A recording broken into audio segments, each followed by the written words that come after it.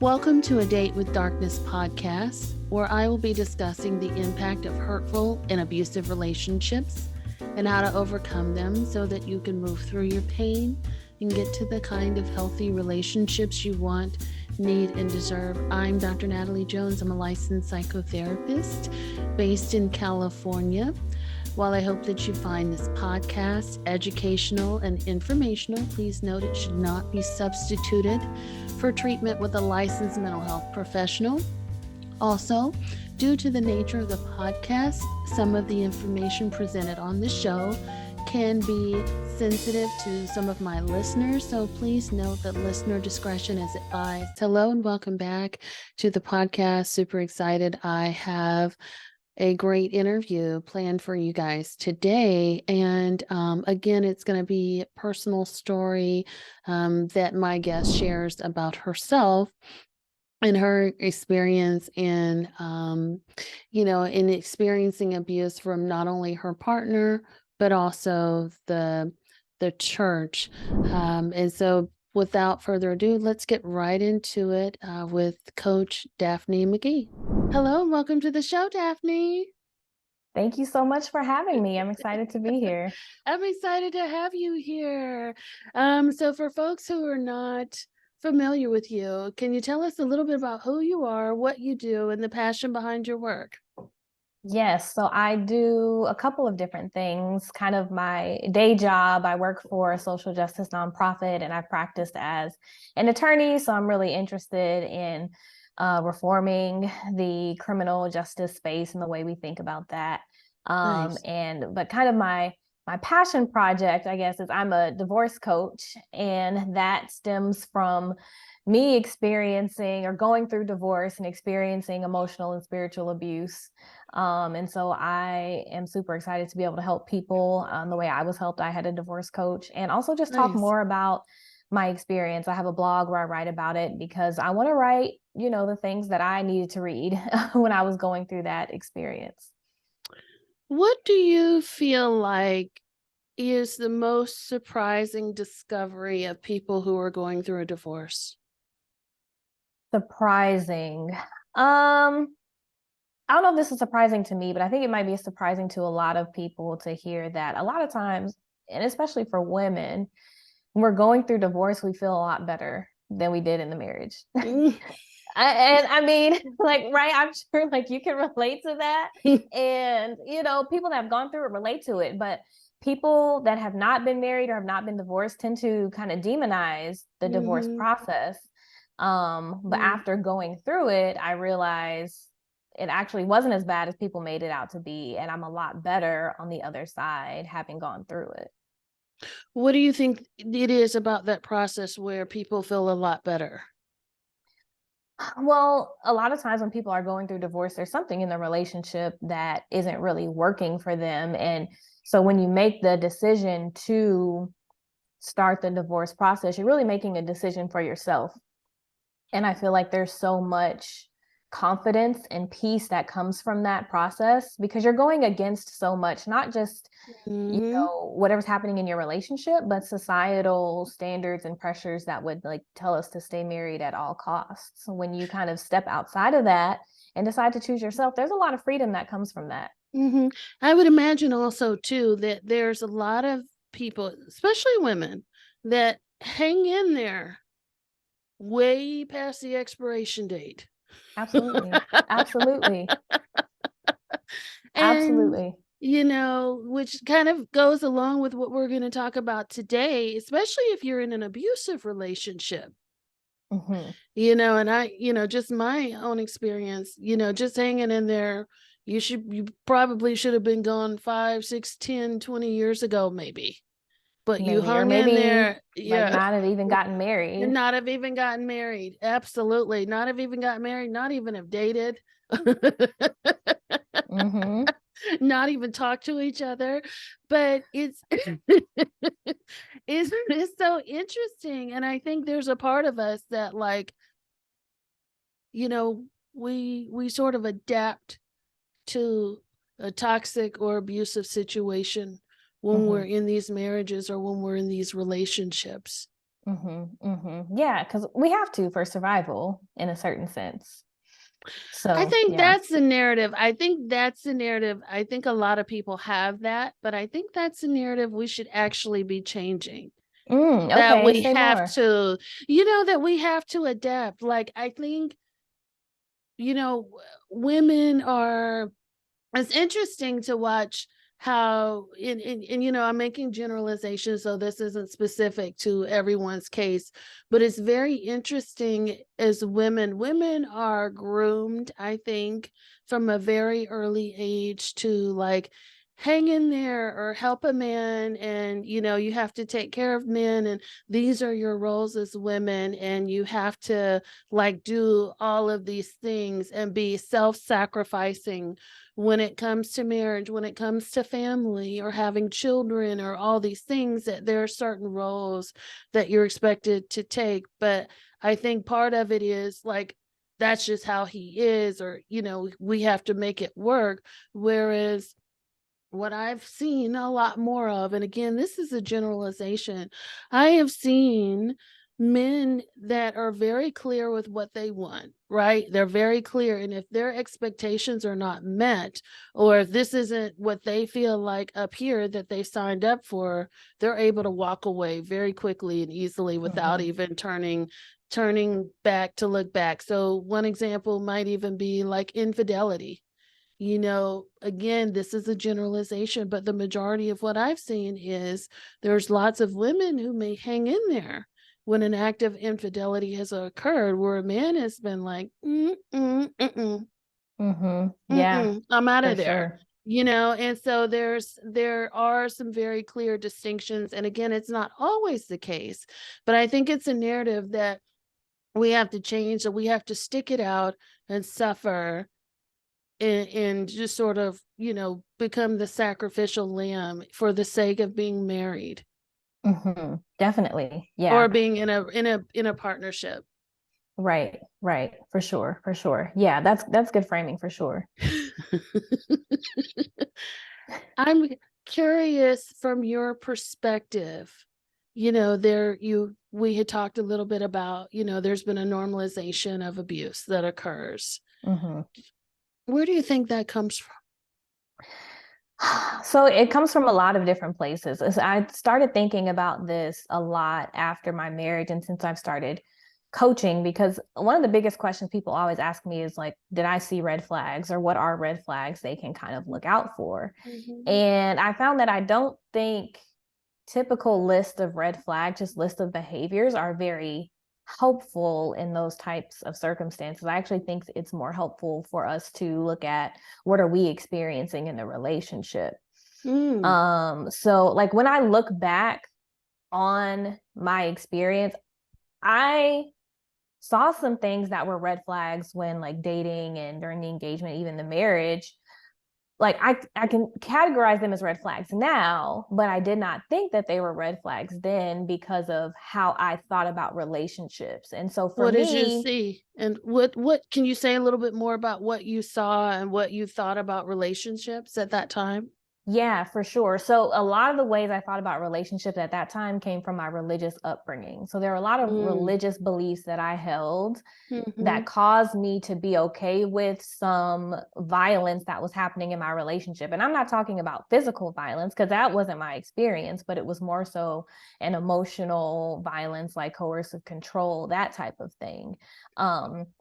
So one of the things that I experienced was sort of this was spiritual abuse, essentially, kind of threatening spiritual consequences or using spiritual ideas to coerce and manipulate, and try to get me to do whatever he wanted to do, right? So one of the big, in like Christian spaces, one of the big beliefs about marriage that is pushed is that men are supposed to lead and women are supposed to submit. And this is also very heteronormative. But those are the things that were kind of taught. And so there are a lot of times, even I remember like back in the engagement and in the marriage, when I would just be better at certain things, right? But feel like my ex was threatened by that. And so he would either subtly or not try to diminish my skills or my talents, or say that just him being the man meant that he needed to make final decisions and I just needed to be okay with it, even when those things didn't really make sense. And so, but yeah, go ahead. It sounds like you had a husband that was very jealous or envious of you. Absolutely. I can look back and see that now, right? But I don't know that I would have described it that way then. And it's interesting because a lot of women and people that I work with, they are unable to see that. They are unable to see that. And then there's something about it that they're unable to believe it too. It's like, oh, why would my partner, a grown man, be jealous of me? Yeah. Yeah. It's hard to believe that. But then also, even if you do believe that, like you were saying, women, we can be conditioned to try to make other people feel good or feel okay. So then Or we by ultimately dimming our light. Exactly. Yeah, by diminishing ourselves, by not pointing out things that are wrong, because then we're also characterized as critical or nagging or whatever else. So it's kind of a cycle that goes around. And so, like, one of the things we can do is just try to avoid that by not saying anything when we know that things don't make sense. That's absolutely something I experienced. And again, because of this belief that I held, I thought that that was okay, and I just had to figure out how to deal with that. I didn't see that as a red flag.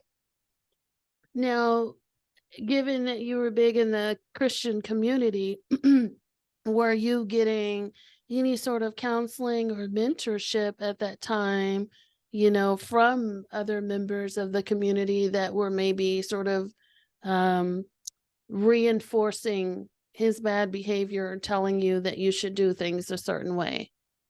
Absolutely. So before we actually got married, I remember telling a woman who was mentoring me that I wasn't happy.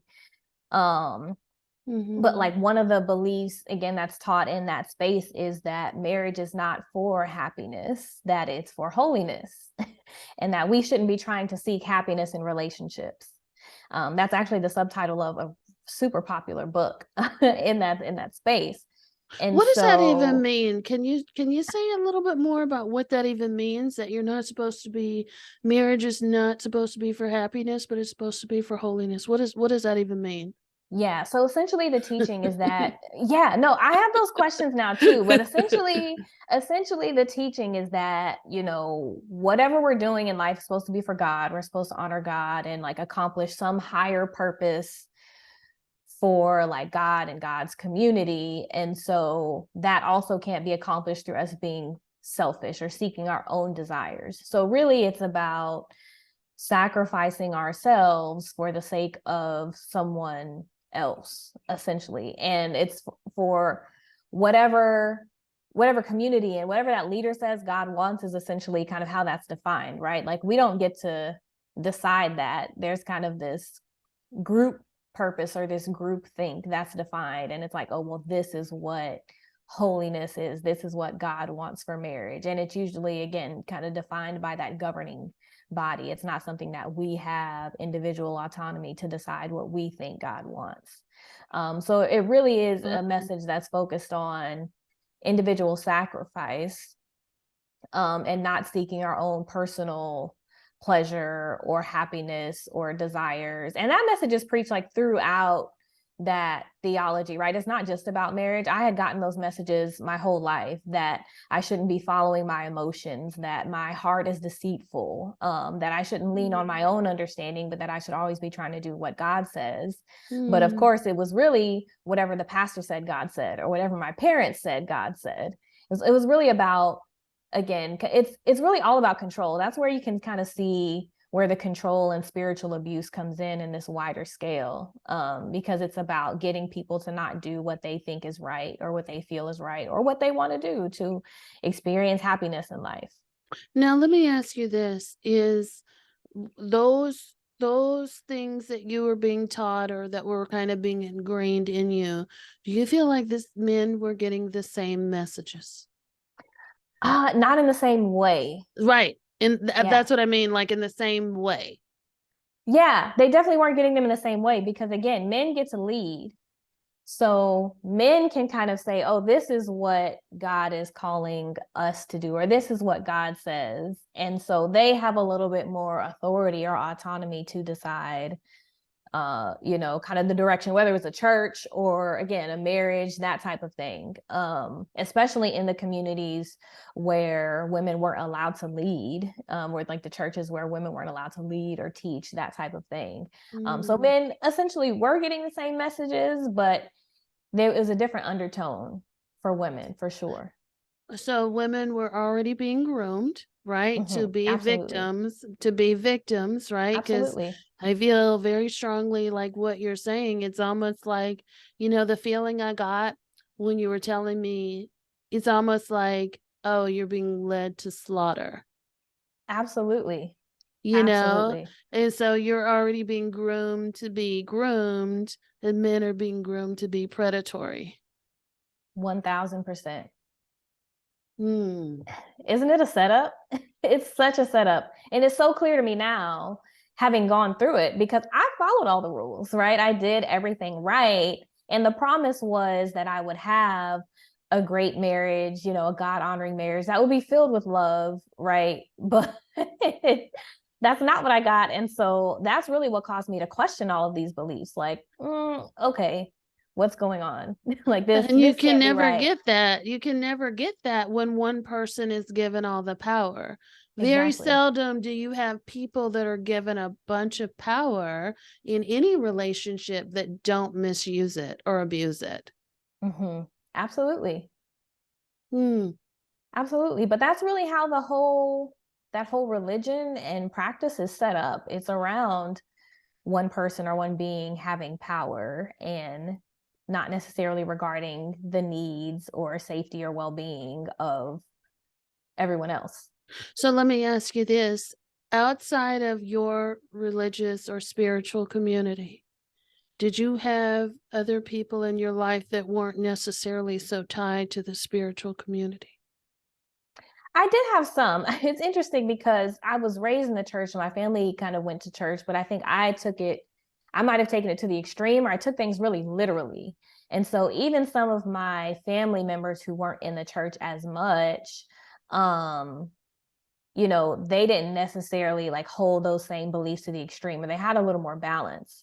And Okay. yeah, there were some other people in my life who said like, hey, why don't you try to maybe date more, like experience some different things. But Mm-hmm. by that point, I had been so groomed and had those beliefs so internalized, because Mm-hmm. another part of that grooming is to really demonize and vilify any other beliefs, anything that Mm-hmm. would contradict what I had already been taught. Mm-hmm. And so I was already too far gone at that point to hear anything that anybody was telling me that was in Okay. opposition to what I thought I needed to do. So outside of, or I should say, secondary to the church, who was the biggest reinforcer in your life that said that you should follow things this way? Hmm. Well, I mean, the church was really the main one. I think in society generally, though, we demonize divorce. We categorize divorce as the worst possible relational outcome. Even, for people who are not religious, it's always like, oh, well, divorce is like death. It's like an amputation. I don't, divorce runs in my family. I don't ever want to go through that, And so Oh, for people who aren't religious, and so that was kind of another factor. Like once I was married, that was another factor that was kind of playing into my head, like this whole stick it out, all of that. Those are beliefs that I held that didn't necessarily come from that religious perspective, but are for pretty sure. predominant in society, because ultimately I think these extreme Christian perspectives are rooted in really patriarchal thinking and ideas of Mm-hmm. marriage Mm-hmm. that didn't start in religion. Like in the US, they kind of converged like in the 80s, but those patriarchal ideas have been around for forever. Mm. Now, once you were married, what sort of things were happening in the marriage that was abusive? Yeah, so like I said, kind of that Right? diminishing me. There was never any true attempts to kind of work together or collaborate. Like I wanted a partnership, I guess. I wanted Yeah. to work together. I wanted a partnership. I wanted to have a pleasant, kind of Sure. peaceful home. And that wasn't my partner's goal. Like we weren't on the same page about that. So there was a lot of tension because I was trying to have something that I thought like, it was something that he kind of promised, right? Like that this is the type of marriage that we were going to have. And so like the rug kind of got pulled out from under me once we got married. But there's a lot of, like I said, diminishing, just emotional manipulation. Um, it's interesting because I guess I'm so far removed from it now that I'm like having to go back and think like what was going on. I talk about a lot of it and I give some good examples in my blog. I share like even some of the text messages that we exchanged. But like there was just this coldness, I think, that kind of like ran through the relationship. I might get like glimpses of warmth every now and then, but really it was pretty cold. There weren't any attempts to do anything that I enjoy doing. It was all about me trying to navigate his emotional volatility, really, Now, the whole relationship. did anyone outside of the relationship, could they see that? I think so. Probably not to, obviously not exactly what I was seeing, but I Sure. know people could see it. It's funny because the person I was telling you about earlier, who I told that I wasn't happy, I ended up talking to her after I was married for maybe between 6 months and a year, when I figured out, or like kind of read that what was going on could be categorized as abuse. I mentioned that to her and she was like, oh, well, you knew that was happening. And I was like, no, I didn't. Right. But like, I guess she could see that dynamic and what was happening, but I didn't know it was that. So it was interesting that she was like, well, like you should have, like maybe you should have known that, but now you can't get divorced. Like literally is what she told me. You can't get divorced. So yeah, people could see it. So it took a while for me to, I mean, once I saw it like and got past the oh, I need to stay, right? Because even when I initially saw it, it was like, oh, well, I think like God can change anybody. And, a lot of that, I had to get past that because it didn't really matter if anybody else saw it, if I didn't, if I was still Absolutely. committed to, upholding the relationship and sticking it out. What did you think about the woman who gave you that advice and what she was saying on both of those occasions? Like after you like went back and followed up with her, what did you think about what she had to say? Yeah, initially I was really hurt by it because I was like, why wouldn't you, if you see me walking into this situation, Mm-hmm. why wouldn't you say something? Yeah. And I mean, I still am, but I also recognize that she had the same conditioning uh, that I did, and held the same beliefs about marriage in terms of that, being permanent, right? It being a forever thing, of God hating divorce, right? That's another belief that comes from that Christian perspective that people think. And so, like, I know she had those same beliefs, that same conditioning, and it didn't allow her. The conditioning didn't really allow her to care for me, which like I realize that now looking back, like just like the conditioning didn't allow me to really care for myself, it definitely didn't allow her to. Mm. And so also, one of the things that I'm really curious about when people are married to other folks that are emotionally abusive, what was his support system like? Who were the strong men in his life or people in his life? I know he had a good friend, and like he had some other guy friends at the church we were going to, and I Mm-hmm. think they tried. I know they tried to help him and kind of like help him do better, right? Because they could, even when he would talk about different things and the ways he was viewing things, I know they would try to help him see things Mm. differently, help him see how what he was doing was affecting me and the marriage. Um, So they had some concerns. They had some concerns, but with his personality, he just thought he knew best about everything, and like would Mm, find some way to discredit what they had to say, the same way he did with me. It was mm, always about, discrediting what someone had to say, thinking that he knew the best, at everything, mhm. and couldn't do anything wrong. And if like somebody had a problem with what he was doing, it wasn't his issue. So yeah, that's kind of how Wow. that dynamic played out. Okay. Wow. Wow. And what did your parents think about how things were going for you? I'm sure my mom didn't like it. So it's interesting because I think my parents had a very similar marriage. Um, I Mm, didn't really see that part of it though, because my dad didn't necessarily treat me like he treated my mom. So like mm, I had a different perspective of it, but my parents did get divorced when I was in my early 20s. So I think my mom could see the concerns, but I don't know that she knew how to verbalize wow. what she was seeing. My dad, he kind of spearheaded, I think, my religious teaching, and he's like still very religious, still very much in that community. And so I think it's interesting because I think he might have had some concerns, but when I would respond back with the religious things that he taught me, there wasn't much he could say to really counter that, you know. So, I know like even during the marriage, my dad had tried to talk to my spouse at the time about some things he could do better to care for me, but like that ended up kind of blowing back on me. My spouse did not, he wasn't appreciative of that. It was a whole thing about like, I don't want to spend time with your dad like that anymore. He was trying to tell me Wow. what to do, and he didn't even have his own marriage together, so how can he tell me? And Mm, yeah, it was a whole thing. So like my parents had concerns for sure. There are a lot of people around me that had concerns, but because of what I was thinking and the beliefs I held and needed to undo, it didn't necessarily matter. Like I don't think it was anything that anyone said that actually helped me to do something different.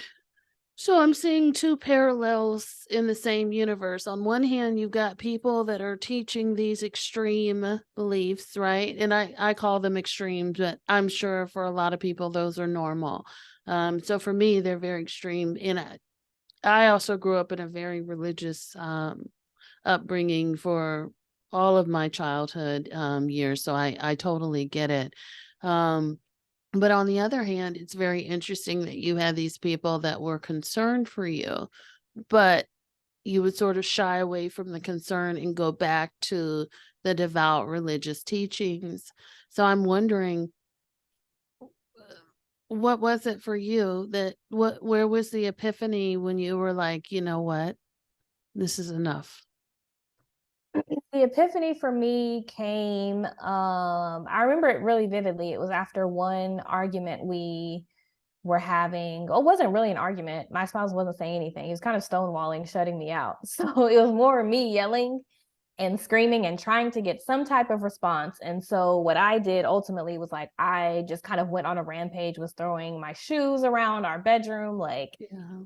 kicking his hamper. Like it was I was like, I need something to respond to me because he wasn't. So I wasn't even Mm, out of control, right? Like I just need something in this moment to respond to me. you had been Um, iced out for so long. yeah, I had been iced out, and there were all of the excuses that were used because initially in our marriage, like I just finished grad school, he was finishing up a fellowship. There was a lot of we were kind of flip-flopping back and forth between when we both had full-time jobs, and Sure. so that was kind of an excuse, like, oh well, let's get settled on that. And then we got settled on that, and then he needed a new job, and then he got a new job. So I'm thinking, okay, everything is good, like we should be able to be in a space where we can For focus on our sure. marriage.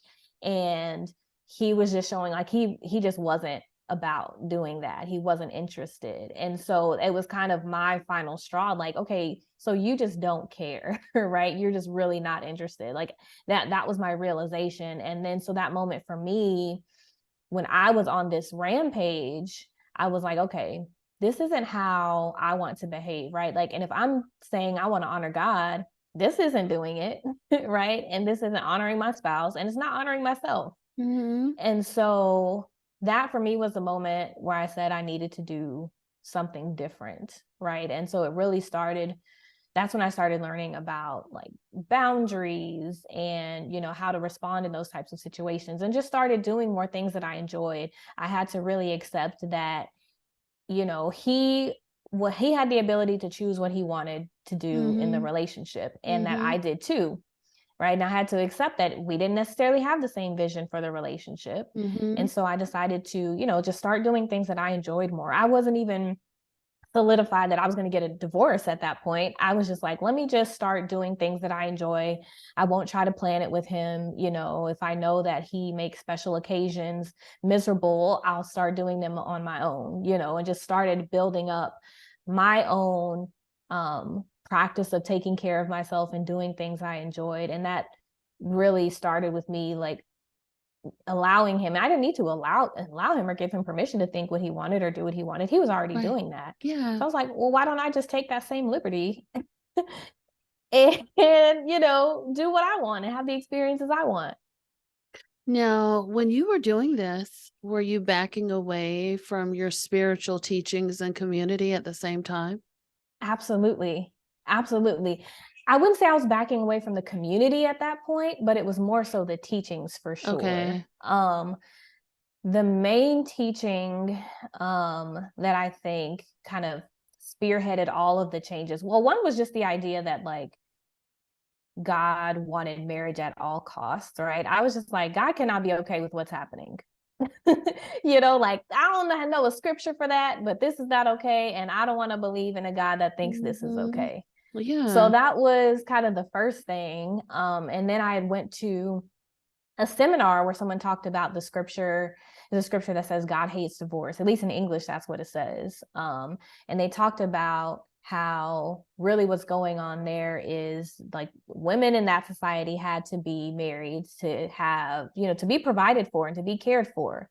And men were being cruel in that they would abandon their wives who they were responsible to, but they would not give them the legal protection to be married to someone else. And so women were Mm-hmm. just kind of left in limbo. And that's actually what's being referred to there when it says divorce. It's not the legal process of ending a marriage as we know it now, right? It was this cruelty. And so for me, that unlocked a lot. And really just realizing, oh, neither marriage nor divorce as we have them in our day are in the Bible. Mm-hmm. So, there's a lot more freedom, and that helped me kind of align more with this new vision of God that I was seeing, that God actually cared about me and didn't want me to suffer needlessly. Was there any Um, pushback on that? Like in terms of you getting a divorce, was there like pushback or like people that were trying to redirect you back to the other, to the other direction?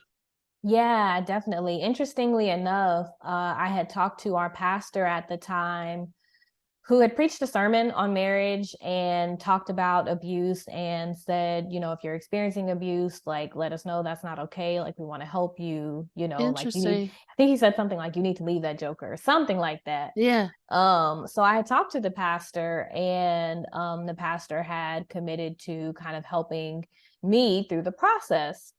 But when I took him up on that offer, he was supposed to help facilitate a conversation toward the end of the marriage. Because, once it's interesting because my ex is the one who ended up leaving first, but then he like said he wanted another chance. And I was willing to have the conversation, and I wanted the pastor to be there to kind of facilitate, but I told him what I wanted, from the conversation. Sure. We got there, and he kind of had his own agenda that was more about us thinking about forgiveness. And he just gave my spouse all this time to really spew all these lies and like excuses and reasons for his behavior, and it wasn't helpful at all. And so the pastor said, oh well, let's keep meeting and figure this out. And I was like, no, that's not what we were supposed to do today, and I'm not going to keep doing that. So Wow. it wasn't really helpful. So I just went ahead with the divorce on my own. I was like, well, I don't really need this. That's when I got a coach, and I started meeting with the divorce coach, and she helped me really make sure that what I was doing in terms of these conversations with my spouse and with the pastor were aligning with my Absolutely. goals. Absolutely. Because my goal at that point was to minimize harm to me. And she was like, yes, it's just a conversation, but how did your body feel in that? Right. Like she helped me understand like, oh, this is causing harm, even though it's just a conversation, it's causing harm. And it's not what I wanted.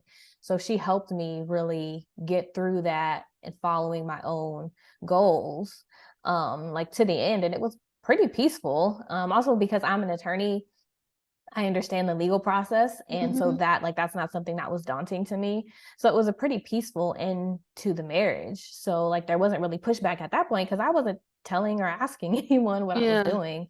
good for you. But yeah, but what I did experience after that was kind of being ostracized from the church at that point. I had been singing on the worship team, and then they just didn't let me come back after I got divorced. They wouldn't say it was because of that. They said they wanted to kind of monitor me, take care of me, make sure I was doing okay. But literally they didn't do any of those things. Mm. So yeah, that's when I experienced that kind of being pushed out really of that community. And that's when I realized like, oh, if they feel like what they're doing is okay, then we don't have the same beliefs. Obviously not, right? And so that's when I would say that's probably like a cold slap in the face, right? All of the things that you had done to conform and sort of follow this.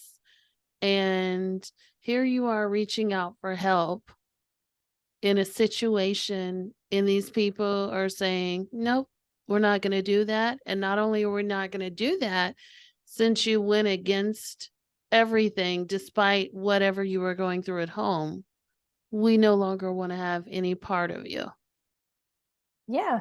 Yeah. They didn't say it explicitly, but all of their actions said that. And by that time, with my experience in my marriage, I had learned to recognize like, okay, you don't have to tell me explicitly for me to understand that you don't want me to be here. Like I get what you're saying to me without you even saying it. Did that change your views of the church?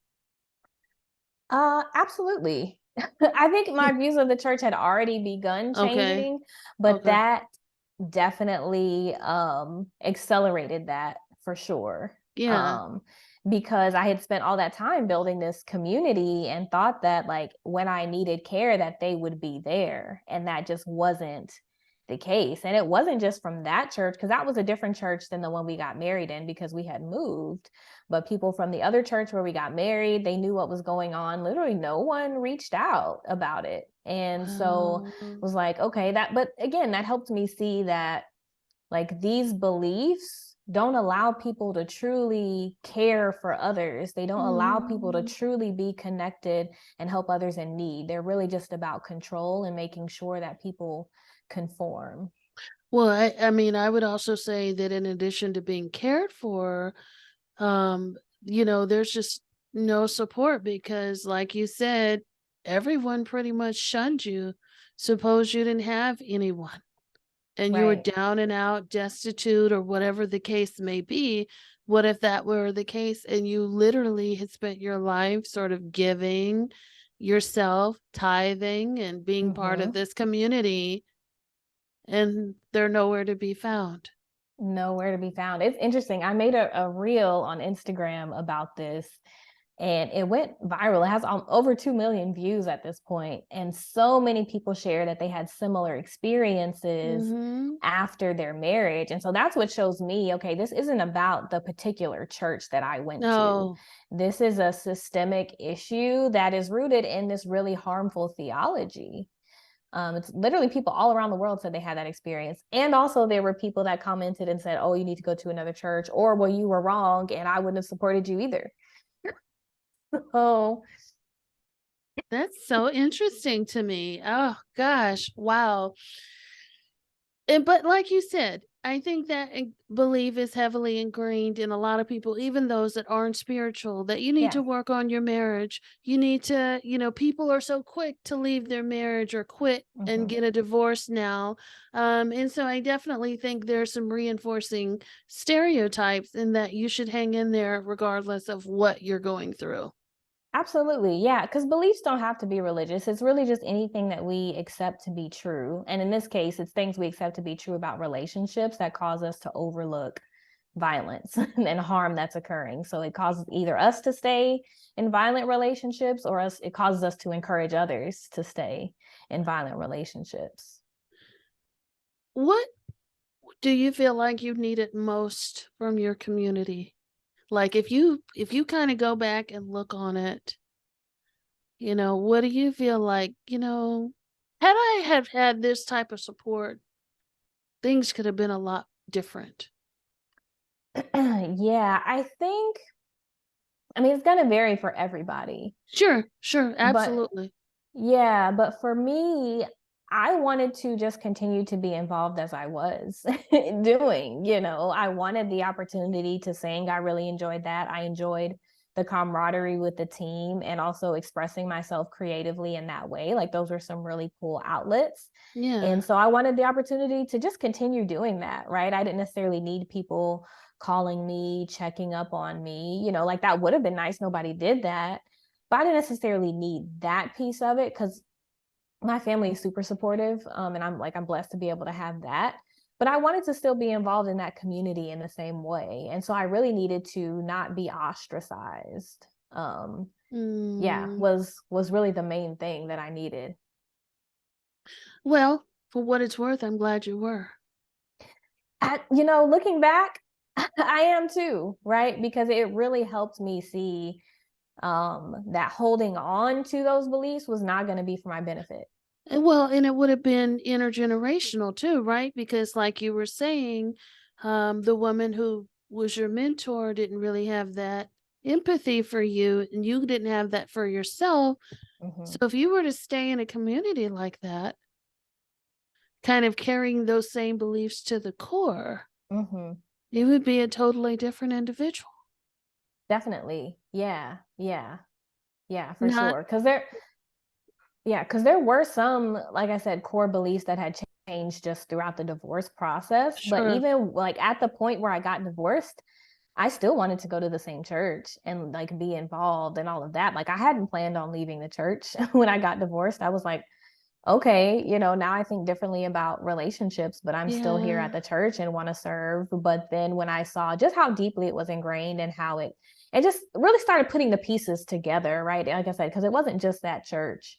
But once I started putting the pieces together and could see, oh, it's the beliefs that cause people to again normalize violence and say Mm, that, the things I was experiencing were okay or I should have endured. absolutely. Once I started putting those pieces together, that's when I said, okay, like I can't stay. I can't stay. And also, I know that me staying there would have made it harder for them to maintain kind of some of those ideals. Cause I know there are people in the church who had similar marriages and were going through similar experiences. And I just don't think they wanted someone there to experience freedom from that and start telling other people right that it's possible or letting other people see that it's possible. I think that's the main reason why they didn't want me Yeah. to like sing in front of the whole church. um Mm. so yeah. What do you look for in community now? um I look for acceptance, kind of non-judgment, Okay. um openness, Okay. curiosity. Yeah. So mainly I found that in Black women. That's like most of the folks I have found community with since then have Mm, been Black mm, women or they've been in queer spaces. mm, Like usually like marginalized folks, and to mhm, find more of that actual safe community. mm. Has this changed how you approach spirituality or religion now? 1000%. Okay. 1000%. I wouldn't even say I'm religious anymore. Yeah. I think now where I am spiritually is I've asked a lot of questions and I don't have many answers, and I'm okay with that. I Mm, think me caring for myself is a spiritual act. That's my spiritual practice. And me caring for my mhm. community, that's my spiritual practice now. And that like Mm. that's what I'm engaging in consistently. That's my routine, because I see divinity in myself. Like I don't want to believe in a God that would create me and then want me to not take care of myself. Like that doesn't make any Absolutely. sense to me. And so I'm committed to, like, for things that don't make sense, before I would just try to rationalize it or just be okay with it. Now, if something doesn't make sense to me, like I'm not committed to trying to resolve it or just live with the dissonance. Like I just know I don't need to accept it, and I can embrace things that make sense and that resonate deeply for me. What do you do when you encounter women that are like the old version of yourself? It depends on the context, right? Like if Yeah. someone is approaching me for coaching and they don't necessarily know what to do, I just ask, questions, because again, I have so much empathy for women in that position, because Mm-hmm. I know just the level of conditioning that we get Mm-hmm. from all different sides. And so, Mm-hmm. I approach those conversations with empathy and encourage them to be curious about themselves and their beliefs, and know that it's okay to ask questions as well. So in the coaching space, definitely. For people who just, I don't know when I would encounter women outside of that who hold those same beliefs. Maybe just like in the comments on, social media and things like Mm-hmm. that. I don't typically engage, or, I'll Okay. say like, I hope that, whatever you're doing is working for you and you can have, Absolutely. like happiness and fulfillment, right? And I know that may not be their focus, or something they even think they're allowed to have. And so that's why, I just try to kind of slide that in when I do decide to engage. But a lot of times when people are still in that mindset and they engage with me, it's about trying to prove me wrong, kind of for their own sake, you know? What advice would you offer to a woman that was perhaps in your predicament or worse, where she's heavily involved in her spiritual community, but she's getting these mixed messages? And Mixed messages from, the church, her community, where people are telling her, or woman or man, or people are telling her, you should stay in your marriage regardless if you're in an abusive situation or not. Try to work it out, you know, but and we'll help you, even though we're not going to help you. This you have to be good enough to kind of work these things out in the eyes of God or whomever. mhm. I would tell that person that they don't have to ask anyone for permission to do what they know that they need to do for themselves, and that they Mm, get to decide. Right. And it's hard to do that, especially, it's kind of the first time in your life that you feel like you're really deciding something on your own and you're going against what mhm, everybody else is telling you. That's not easy, but you're the mhm, only one that has to walk in your shoes and live out the consequences of whatever you decide. And if you're in an abusive marriage or otherwise harmful marriage, um that is going to impact you. It is yeah, impacting you, and it's continuing to impact you. And there are things you can do in the marriage to take care of yourself, but as long as you're absolutely. in that environment, it's still going to be harmful to you. um Absolutely. yeah. Absolutely. Do you find this is my last question for you, but do you find that even though you're out of the marriage, you're taking a step back from your spiritual community, what sort of things from that time period or those periods in your life do you find that there's any sort of challenges that even after you've been removed from it all these years and you've worked on your healing, do you feel like there's any sort of challenges or things that you still have to deal with? Yeah, definitely. One of the things I noticed recently, so we talked a little bit before you started recording about dating. And so I've been dating recently, and I realized like I would kind of feel weird when I would plan a date with someone. And I realized that just goes back to this idea that I have to get permission from somebody to date. Like I feel like Mhm, I never got that. And so I mhm, was still feeling this hesitancy to move forward. I was like, oh, I just get to decide and do that. So every now and then there are definitely things that come up that I'm like, why do I feel yeah, bad or shameful about this thing? Right. And okay, a lot of it's coming from that conditioning. And so it's mm, definitely a process. But I'm committed to just having compassion for myself and reminding right, myself that, I get to decide how I want to move forward now. And committing to that. I love it. So tell people how they can find you if they want to connect with you and what you're working on that we can support you with. Yes, for sure. So, yeah, one of the things I've been exploring a lot on my social media is a lot of these different beliefs that cause us to normalize violence. So, I actually have an IG Live that's recorded on my page that people Nice. can go and just kind of look. I just kind of list out some of the beliefs that people can hold, religious or not, that cause us to normalize violence in our relationships. But Mm-hmm. I am offering one-on-one divorce coaching for people who are contemplating divorce, maybe don't know if they want to, or for people who are in the divorce process and just kind of want to get through it more peacefully, without, with as little harm as possible. I Or love even it. for people who are already divorced, maybe it wasn't their choice, but they're trying to figure out how to move on. So if, divorce is a part of people's story, I'm happy to help with one-on-one coaching. And so you can find me on Instagram at Golden Daff, or my website is also goldendaff.com. I love it. Thank you so much for coming on and chatting with us today. Thank you for having me. I enjoyed the conversation. Hope you enjoyed the interview with Daphne. Really learned a lot from her interview. And so if you guys enjoyed this episode, please be sure to like, share, and subscribe. And, if you're interested in individual or group coaching, please sign up at the links down below. And until next time, you guys take care of yourselves and be well.